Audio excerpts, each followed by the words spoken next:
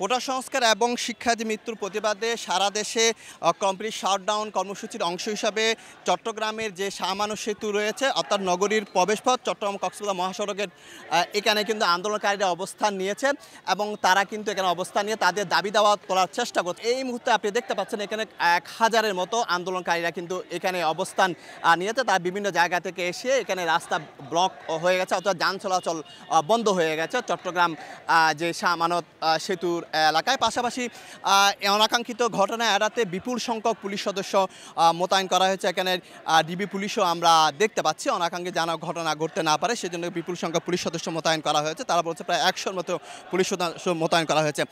পাশাপাশি বিজিবির চট্টগ্রাম কক্সবাজার মহাসড়ক, ঢাকা চট্টগ্রাম মহাসড়ক এবং চট্টগ্রাম খাগড়াছড়ি মহাসড়ক এবং চট্টগ্রাম রাঙ্গামাটি মহাসড়ক সহ বিভিন্ন সড়কে কিন্তু নিরাপত্তা নিশ্চিতে কিন্তু বিজিবির উন্নত মানের 3টি কন্ট্রোল যানবাহন রাখা হয়েছে এবং তারা সেগুলো কিন্তু এখানে রয়েছে। বিজিবির সদস্যরা কিন্তু রয়েছে।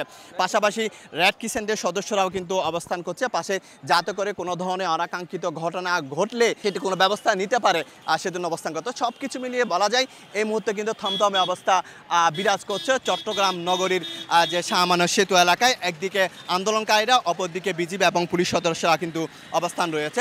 শফিকুল আলম, সময় সংবাদ, চট্টগ্রাম।